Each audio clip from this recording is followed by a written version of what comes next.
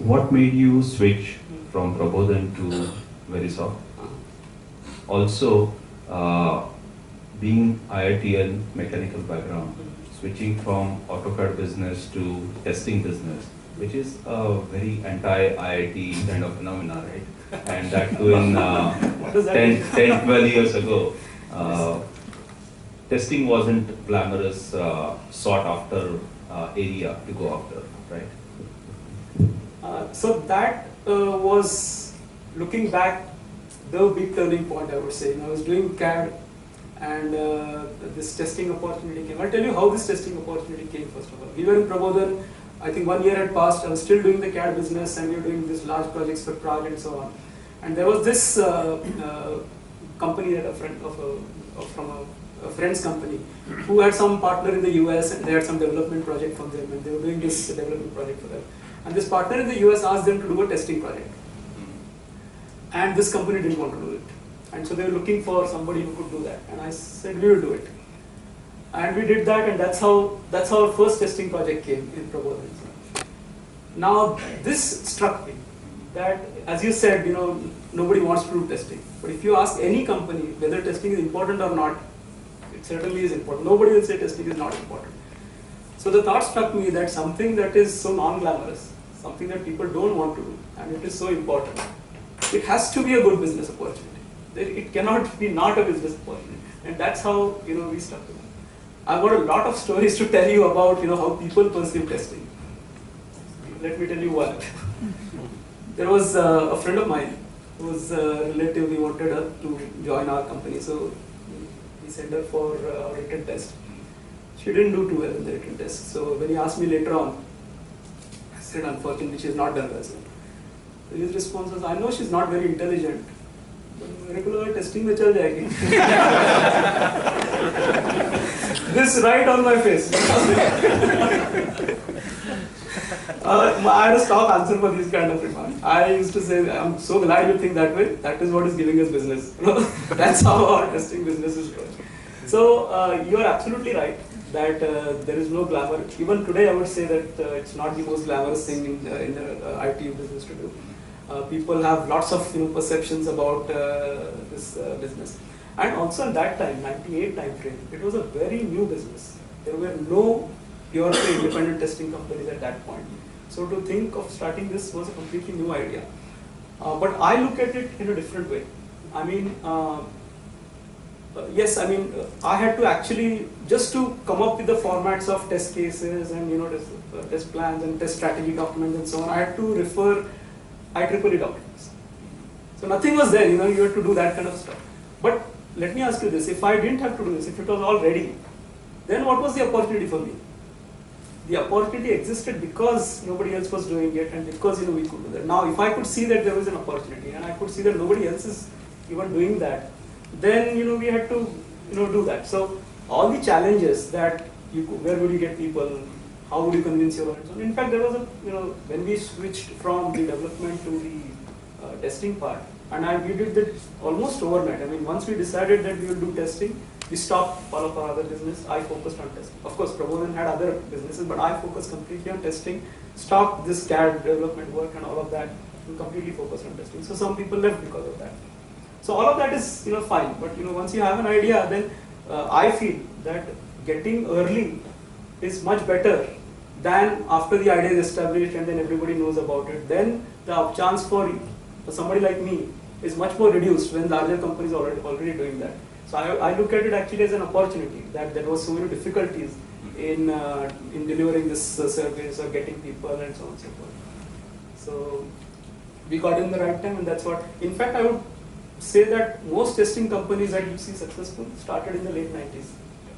So if you look at RelQ, you look at ThinkSoft is another example, but Disha around late 90s. So I think that worked in our favor that we started at that early point and developed testing. So the timing was right, but nobody could anticipate the dot-com burst. How did you survive through that? Right. So just before the dot-com burst, we actually benefited quite a bit because of the dot-com boom, right? I mean, we started the testing business in around 98, and then there was this huge boom of all these internet companies. A lot of smart people coming up with a lot of great ideas. And of course, as soon as the idea clicked even a little bit, they went to a second round. Then the sustenance maintenance became an issue, and that's where testing was needed. So we did a lot of work with, I think there must be about 25 startups that we were working at that time. And because they were startups, luckily we were working in a completely managed kind of a mode from India, from offshore. It was not like we were sending resources. So it so happened that by that time we had a lot of experience of how to do testing projects as a service from offshore for US based companies. And that turned out actually quite valuable when the .com bust happened. Because at that time Indian companies were looking for all these other kind of opportunities. Once the Y2K had gone, internet had gone and all of that, they were looking for other opportunities.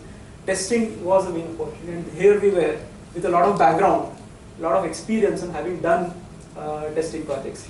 So that meant that we could actually work with the Indian company. One more thing I should say here is, while we were doing very well with the US companies, we never stopped working with Indian companies. We were working with Indian companies. And that is how actually helped us immediately get traction with the Indian market.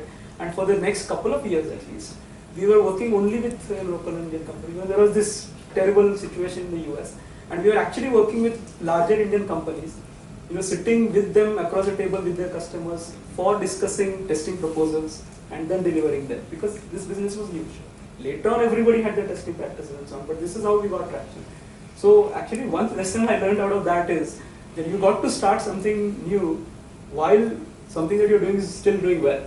If you wait for that to go down and then start looking for something else, then there is not enough time for you to survive. So I think I was very happy that we started this Indian business while the US business was still strong, so which helped us survive when the bust happened. And that policy we have followed till date. So as soon as something is going on well, I move on to something new. That I'll talk about some of the new ventures that come up. You see the same kind of theme, that you start something new when something is going on well. Giri, you worked with lots of mentors, advisors throughout your journey. Can you shed some light? I think that would be very helpful for the audience. How did it help? What kind of help you were seeking? What kind of help you got? Yeah. Did you ever worried about the competition or something that is being used against you, which could also be a concern for the audience? Yeah. See, because I didn't come from a business background, I needed advice all the time. I don't know if TiE was around at that time or not, in 90s, maybe not in Pune at least now. But, and so, luckily for me, I always was quite active on the networking front. So, I would meet a lot of people. So, there were at least 10 people, 8 to 10 people, senior people who were reasonably successful, a little bit ahead of me at that time, whom I would meet. They were friends, but I would meet by taking their appointment. Every year once I would take their appointment for 1 hour, 2 hours. Vishwas was one of them. So I used to meet. So I met all of these guys once a year to just talk about what I'm doing, what they thought, and so on and so forth. It was extremely useful for me, because otherwise you can realize that if you're not from family background, or where is the sounding board that you get? Not even within the company, it's very difficult. You are in the company also to get a sounding board is kind of difficult. So having these people, and to their credit, not one of them ever refused me an appointment. I asked them and they met me. So that is hugely useful for me. I mean, there could be various small things, but for example, let me talk about the situation when Prabodhan was in